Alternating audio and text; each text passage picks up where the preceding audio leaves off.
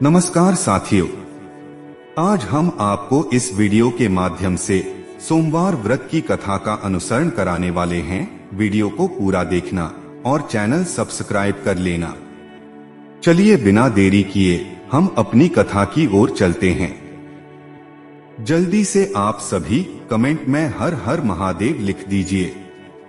बहुत समय पहले की बात है।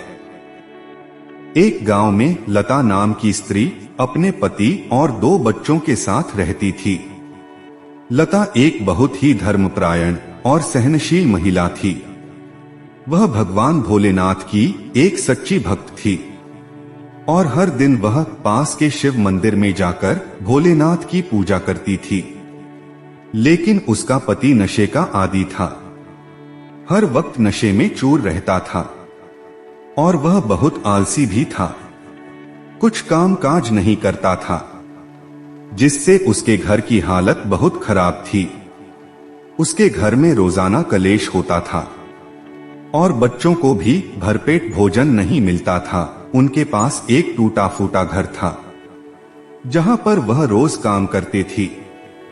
लता बाहर से पानी भरकर लाती थी और चूल्हा जलाकर भोजन पकाती थी। उसका पति शराब पीकर रोज गृह कलेश करता था, गाली गलौज करता था। यह सब कुछ उनके पास वाली एक वृद्ध महिला देखा करती थी। ये सब कुछ उस वृद्ध महिला से देखा नहीं जाता था।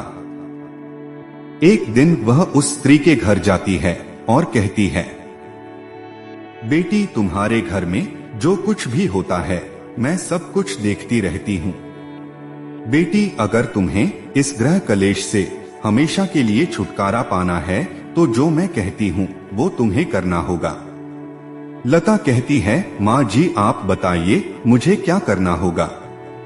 मैं हर हाल में उसे करूंगी।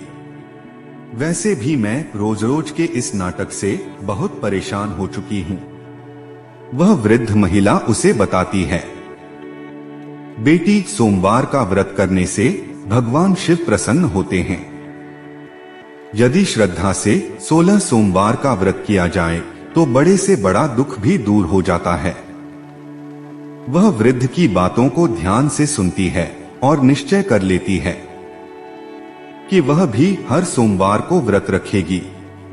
अगले ही दिन वह प्रातः काल स्नान कर पास के शिव मंदिर में जाती है और शिवलिंग पर बेलपत्र, जल और दूध चढ़ाती है। दिन भर व्रत रखकर शाम को शिवगौरी की कथा सुनती है। उसने नियम पूर्वक 16 सोमवार का व्रत आरंभ कर दिया। वह रोज मंदिर जाती और शिवलिंग पर बेलपत्र, जल और दूध चढ़ाती। वह हर रोज ऐसा करती है और घर में भी भगवान भोलेनाथ की पूजा करती है और उनकी आरती सुनती हैं। बच्चे भी साथ बैठकर आरती में भाग लेते हैं। धीरे धीरे उसके घर में चमत्कार होने लगते हैं। उसका पति शराब छोड़ देता है और उसे काम भी मिल जाता है। घर में अन्न की कोई कमी नहीं रहती है। लोग अब लता की प्रशंसा करने लगते हैं।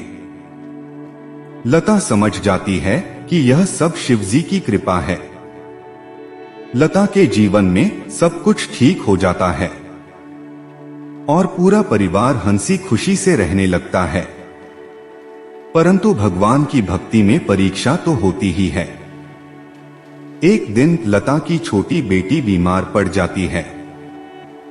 कई उपचारों के बाद भी वह ठीक नहीं होती है। लता इस स्थिति में भी घबराई नहीं, बल्कि उसने और अधिक श्रद्धा से व्रत किया और शिव मंत्रों का जाप करने लगी। बेटी बुखार में तड़पती और इधर लता शिव मंत्र का जाप करती और शिवलिंग पर रोती हुई जल चढ़ाती। अंततः सोमवार की रात को भगवान शिव लता के स्वप्न में आए और बोले, तूने जिस श्रद्धा से मेरी उपासना की है उससे मैं बहुत प्रसन्न हूँ। तेरे घर में अब सदा सुख और शांति रहेगी। अगले ही दिन उसकी बेटी एकदम स्वस्थ हो जाती है। पूरा परिवार शिव मंदिर जाकर भगवान भोलेनाथ का धन्यवाद करता है। साथियों, इस कहानी के माध्यम से हमें यह सीखने को मिला कि अगर हम भगवान भोलेनाथ की सच्चे मन से भक्ति करते हैं, सोमवार का व्रत करते हैं, शिवलिंग पर जल चढ़ाते हैं और उनकी कथा को सुनते हैं और पढ़ते हैं, तो इस लता की तरह हमारे भी सभी कष्ट दूर हो जाते हैं। आज की कहानी यहीं समाप्त करते हैं। अगर यह कहानी आपको पसंद आई हो तो वीडियो को लाइक, शेयर और चैनल को सब्सक्राइब कर लेना। धन्यवाद।